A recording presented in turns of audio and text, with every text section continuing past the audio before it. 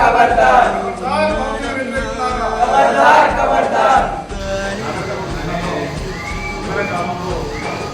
అగ్రకుల ఆందోళనతో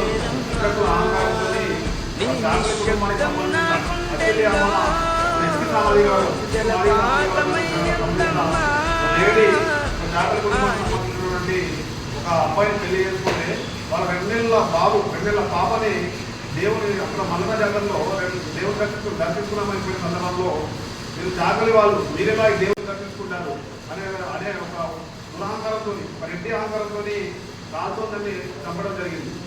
సో మనమంతా హిందువులమే అంటాం. మనమంతా హిందువులమే అన్నప్పుడు హిందువులలో అందరికీ సమాన న్యాయం ఉండాలి, సమాన హక్కు ఉండాలి. కానీ ఎస్సీ ఎస్టీ బీసీలు ఎప్పటికీ ఈ అగ్రకుల వర్గాల తీరులలో అణచివేయబడుతూనే ఉన్నారు. కాబట్టి అందరూ ఎస్సీ ఎస్టీ బీసీలు చైతన్యం కావాల్సిన అవసరం ఉంది. ఇప్పటికీ 23 సంవత్సరాలు అయినా కానీ బీసీ ముదిరాజుల సంబంధించినటువంటి ప్రత్యూషకు ఇప్పటికీ న్యాయం జరగట్లేదు. ఎందుకంటే ఆమె బీసీ ముదిరాజు కాబట్టి. అదే దిశకు ఎన్కౌంటర్ పేరుతో ఇమీడియట్గా న్యాయం జరిగింది. సో దీన్ని అందరూ ఎస్సీ బీసీలు గమనించాల్సిన అవసరం ఉండదు. సో అందుకోసమే బీసీలు కావచ్చు, ఎస్సీలు కావచ్చు, ఎస్టీలు కావచ్చు అందరూ ఆలోచించి సరైన వ్యక్తిని ఎన్నుకోవాలి. ఎందుకంటే ఈరోజు ఈ రాష్ట్రంలో జరుగుతున్నది రెడ్డి పాలన. ముఖ్యమంత్రి రెడ్డి, అక్కడ నాగకర్నూలు ఎమ్మెల్యే రెడ్డి.